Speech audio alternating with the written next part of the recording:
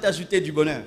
Alors lorsque quelqu'un est là seulement pour te dire c'est pas bien, c'est pas bien et c'est pas bien, c'est en soi, il est en train de te dire je suis malheureux, je ne suis pas heureux, je ne suis pas heureux, je ne suis pas heureux. Comment toi tu es heureux? Pas moi. Ainsi tu auras compassion de lui parce qu'il est en train de crier son malheur au travers de ses critiques. Et encore une autre chose, c'est que lorsque le diable veut t'empêcher d'entrer dans un autre niveau, dans une autre saison, il passera par les personnes les plus proches de toi. Il passera par l'être le plus influent dans ta vie, l'homme. Et ainsi, il te parlera au travers de l'homme pour te distraire, pour t'embrouiller, pour t'amener à bugger et pour t'amener à perdre ton assurance. Parce que pour réussir dans la vie, tu dois être plein d'assurance. Si tu n'es pas à 100%, tu risques d'échouer. C'est pourquoi le diable veut t'enlever ton assurance avec les critiques. Les gens diront, les gens penseront, les gens diront, les gens penseront. Tu sais que la plupart de tes peurs proviennent de « quand dira-t-on » C'est ce qui t'embrouille. Et le diable le sait. Le diable connaît l'homme. C'est pourquoi il utilise les hommes, les paroles des hommes, pour t'embrouiller, pour te distraire. Et ajouter toujours des mais. Et puis tu dis, ah, ça ne sert à rien que je fasse ça. Ça ne sera pas assez bon pour eux. Ça ne sera pas assez bon pour eux. Oui, ça ne sera pas assez bon pour eux, mais ce sera bon pour Dieu. Pourquoi si ici je t'invite et je te donne le micro et je te dis de chanter, tu vas très mal chanter, tu seras mal à l'aise. Pourquoi? Ce n'est pas par rapport à Dieu, ce sera par rapport à nous. On va juger ta voix. Mais quand tu es dans ta salle de bain, n'est-ce pas que tu es à l'aise? Pourquoi? Là-bas, il n'y a que Dieu. Dans ta vie, sois conscient de Dieu. Sois conscient de Dieu. Sois conscient de Dieu.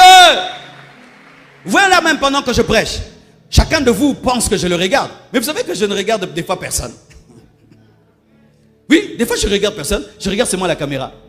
Parce que si je commence à bien vous regarder, il y a quelqu'un qui peut être là en train de dormir, va me distraire. L'autre, il a ma paix. Non, tu as la caméra. Mais toi, tu as l'impression que je te regarde. C'est la technique qu'on nous donnait lorsque nous apprenait à prêcher, que quand tu prêches, regarde ici. Ne regarde pas les yeux déjà, ils vont t'embrouiller. Il faut regarder les cheveux. Pourquoi? Parce que l'homme manipule l'autre. L'homme distrait l'autre. Tu dois être conscient de Dieu. Pourquoi cela, mon frère? Pourquoi les hommes doivent le faire? C'est parce qu'eux-mêmes sont imparfaits. Et l'imperfection ne voit que l'imperfection. L'imperfection ne voit que l'imperfection. Ne t'attends pas à parvenir à la perfection par un homme. Il est déjà imparfait. Mais si tu regardes à Dieu qui est parfait, il te rendra parfait. Et la Bible dit, soyez parfaits comme votre Père Céleste est parfait. L'homme te communiquera ses limites. Comme il ne croit pas que c'est possible, il va dire, tu ne vas pas y arriver. Comme il ne connaît pas, il va dire, c'est impossible. N'est-ce pas que quand on était à l'école, et au début quand on commençait les mathématiques, c'était quoi? On nous disait que 1 plus 1 égale à 2, 1 plus 2 plus 2 égale à 4. Et après, si un jour on te dit 1 moins 3, tu dis quoi? Impossible, n'est-ce pas? N'est-ce pas? Avant 1 moins 3, à un certain niveau de mathématiques, c'est impossible. Parce que 1 moins 3, comment tu peux diviser 1 moins, soustraire 3 dans 1? C'est impossible. Mais quand on a grandi dans les mathématiques, 1 moins 3, ça fait combien?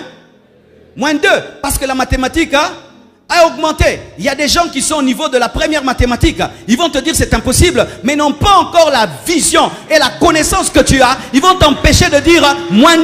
Pourquoi? Parce que leur connaissance est limitée à 1 moins 3, c'est impossible. Mais toi, tu as un autre degré et tu peux savoir que c'est moins 2. Pourquoi l'homme est comme il est? C'est parce qu'il est imparfait. Il est ignorant. Il est ignorant.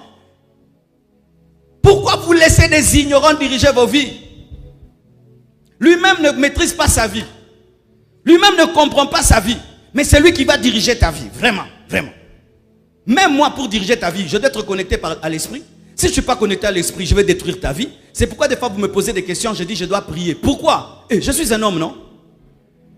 Si je dirige vos vies dans la chair, vous serez détruits. C'est quand je suis connecté au Saint-Esprit que je peux lire ta destinée. Mais si je ne suis pas connecté au Saint-Esprit, je vais détruire ta vie. Et des fois même quand on vous dit je vais prier, ah non, dis-moi maintenant. Oh, si je dis maintenant, c'est Marcelo qui te dit. Mais si je prie et Dieu me parle, c'est le Saint-Esprit qui t'a parlé. Maintenant, qu'est-ce que tu fais? C'est que tu abandonnes ta vie à des gens qui ne comprennent pas leur vie. Tu abandonnes ta vie à des malheureux. Tu abandonnes ta vie à des imparfaits. Tu abandonnes ta vie à des gens qui n'ont pas la joie et la paix pour avoir la joie et la paix. Ça ne va pas marcher.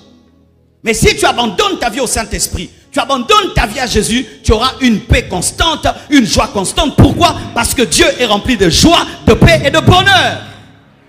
C'est pourquoi on nous dit de nous réjouir en Jésus.